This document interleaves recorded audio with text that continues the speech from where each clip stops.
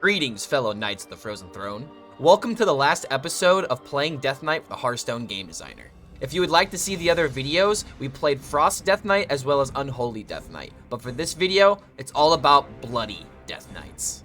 Make sure to watch until the end of the video to be teased on a new card that will be coming in the March of the Lich King mini set.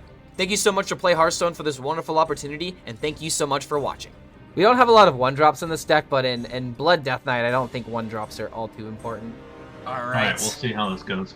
You said one more game. You got like about half an hour. I knew I had to say on Blood DK match. Maybe a Blood DK mirror. We'll see.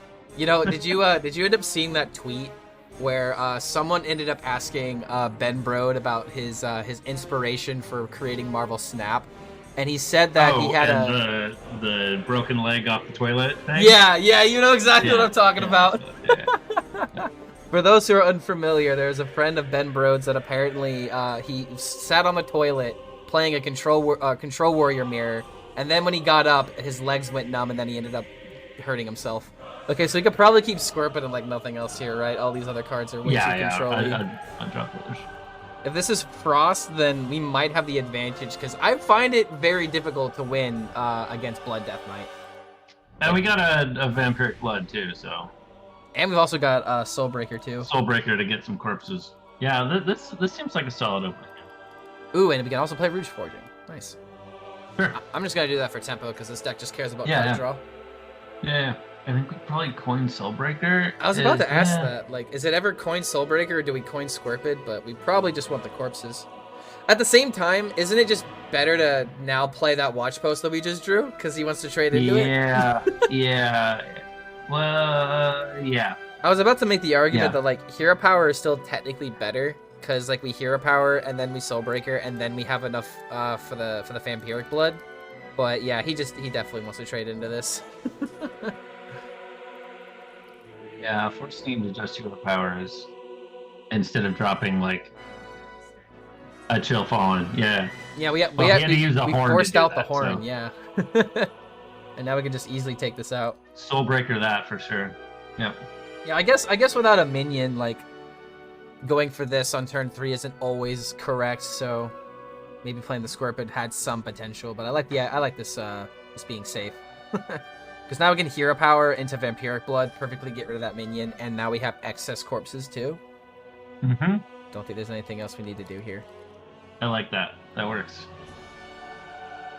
The ultimate deck using HP as a resource. That's the Blood DK way. Do you corpses and health bars?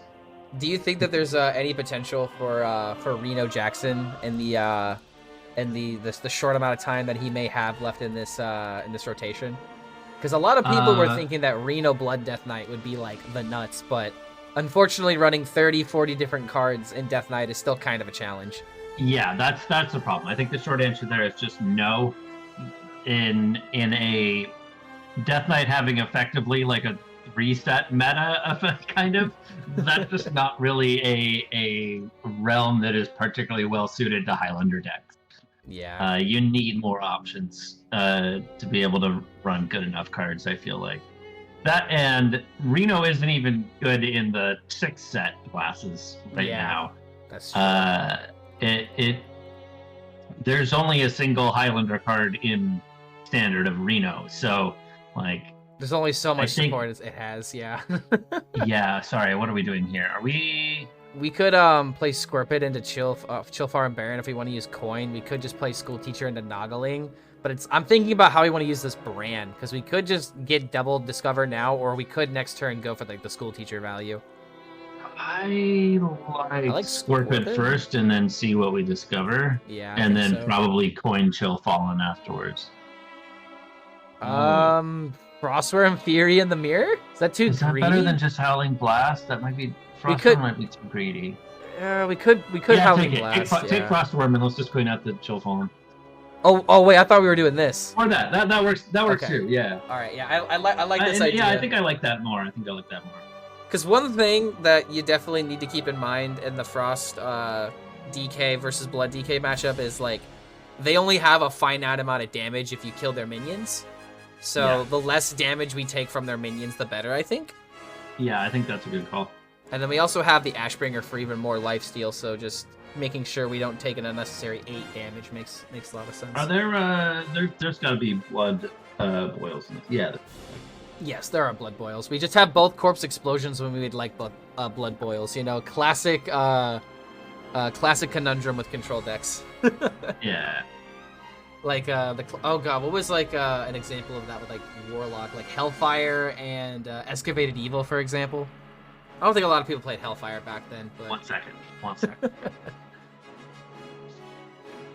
Okay, hold on a minute. I don't think I'm familiar with the cat. For a second, I thought you were about to grab Mams, and I'm like, wait a minute, that's a cat. What's his name or her name? This is Shirvala. If you played Paladin back in Rusticon, that name might be familiar to you. This is Shirvala, Loa of Toes. She has 26 toes. And Mams hogs the spotlight on Twitter, but Shirvala hogs the airwaves of all the Zoom calls, and she's usually just screaming constantly. And she hangs out in my... I think I actually heard like someone in your background like yell Mams not too long ago, so I was wondering if they were getting into trouble. Maybe. My girlfriend is a streamer, so she's upstairs streaming, so Mams hangs out with her usually. Okay, what are we doing? We could Hero Power just to get rid of this and play Vampiric Blood. Or we could Chill Fallen. I think we would just want to save like the brand for the school teacher, so I like the idea of just 2 drops. Yeah. See what we find. Ooh, Okani? If only he wouldn't just die to the board. Otherwise, he might have been worth it. So Blood Boil would be very well timed here if we can draw it. It would. Out of curiosity, what kind of games does your girlfriend stream? Is she also a card gamer, or is she into other stuff? She does variety. Mostly, lately, WoW. She plays a bunch of 14. A lot of the time too. A lot of like indie. Oh, we got Bone Lord. When we need him, his time shall come. I would hate to use. I mean, we can't use Corpse Explosion here because it doesn't get rid of the 5. Maybe this is just Ashbringer, get rid of the 5 drop here. But then he gets to Astalor for 8 damage. That does set up like Brand's Bronzebeard into the school teacher going into next turn with a Noggling. I think that might be a good reason just to throw this out and wait. Yeah. Let's do Ashbringer now. If we can even wait till 9, we can get both Nogglings out with Brand teacher. So this might be a bit of a general question, but what was your biggest goal with this expansion? Like, obviously, there's, like, fun. There's, like, I know, a bunch of expectations of Death Knight doing really well. But, like, you personally, what was your biggest goal with this expansion? I would say my biggest goal was Death Knight feeling like Death Knight. Like, similar to World of Warcraft, you mean? Yeah, yes, and just, like, Warcraft 3, too. Like...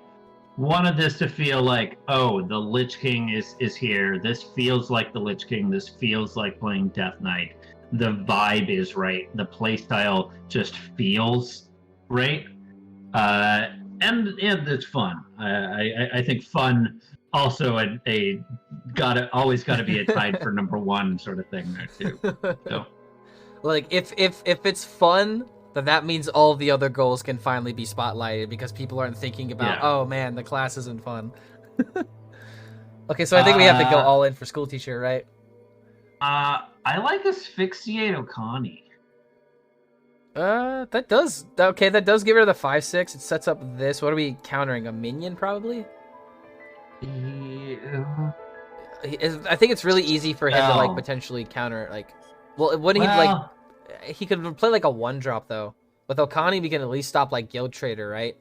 Like if we choose minion, either that or it forces him to trade. But like he also can trade into this very easily. I'm still thinking about Bran.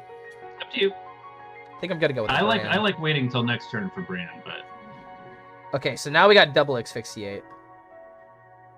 Ooh, wait a minute. Oh wait, Horn. Do you have time? All right, I'm as fast as they come. I'm really fast. There might have been a consideration of throwing out Okani there, but if we would have done that, I then we think that couldn't worked out asphyxiate. very well. So Yeah. So made the play. I do want to see a Blood DK back up to 80 just once. Tito, then you should watch one of Raren's videos. I think he recently had something like that happen, and I saw the short of it, so there's definitely a video of it somewhere.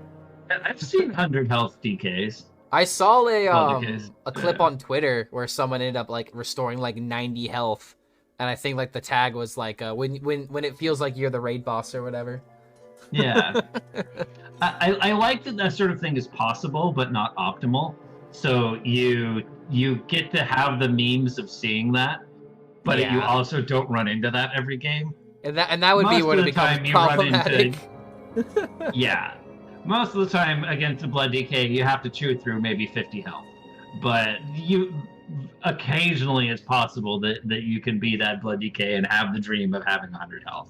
So we can. What are we doing? Asphyxiate the 5/5, maybe then set up Okani, but we're floating mana.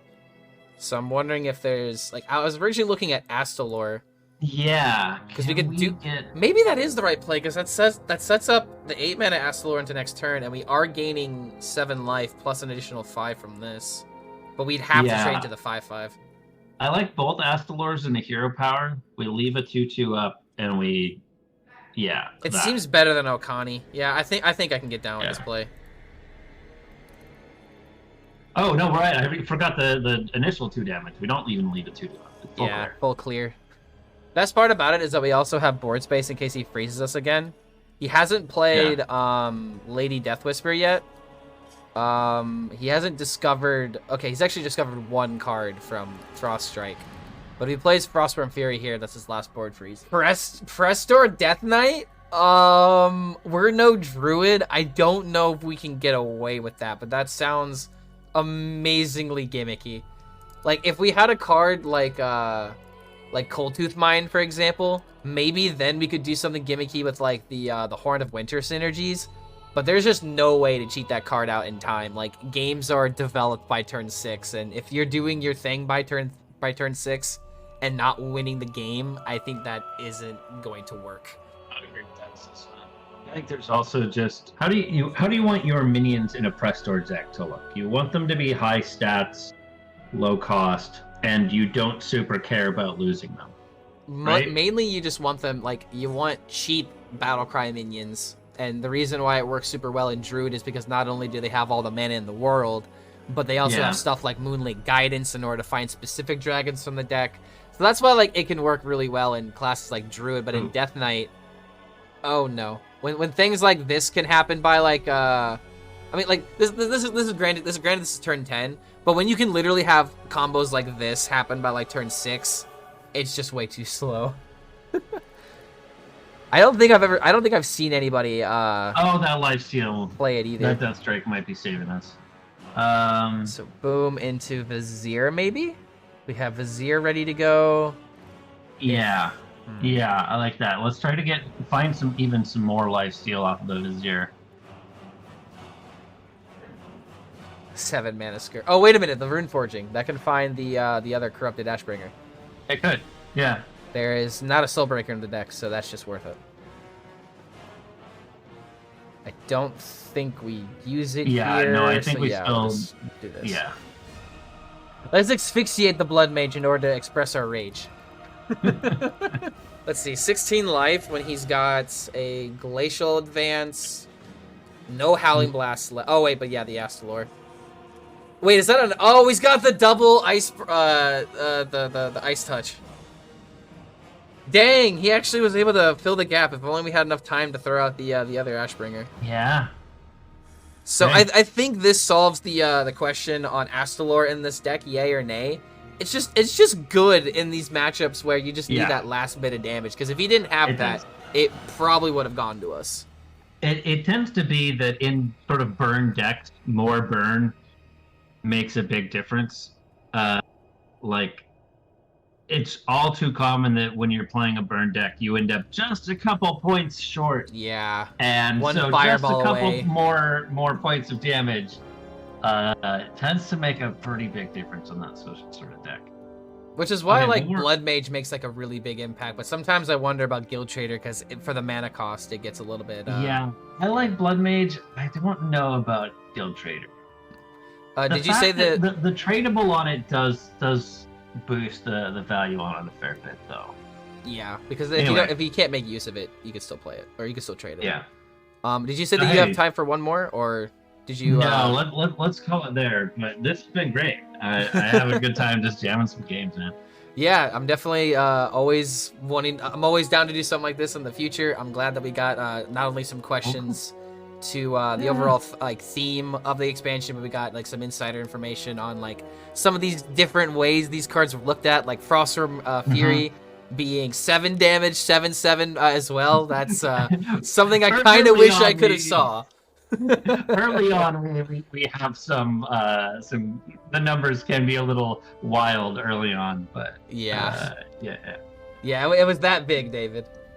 Yeah. But yeah, would you like to Initial say? deciders be crazy, David. Don't worry. Would you like to leave like any like subtle like hints, like any kind of like teasers you wanna say before you have to go? Sure. good. I'll drop one tidbit of a hint. You were asking about, is there any potential for the 2-color deck? I think there's a card in the mini set that will encourage going 2-color quite well. So I'll leave it at that. I'll go ahead and make a guess of like it's a card that benefits like there's some battle cry that pops off based on how many different runes that you have. So I'll just go ahead and leave it there and say that it's a card that literally knows how many different runes you're playing. It's a payoff on how many different ones you're gonna use. But I think that might be a good guess. I don't know. But Celestalon, huge thank you for joining today. This was an absolute pleasure. Absolutely, man. My pleasure.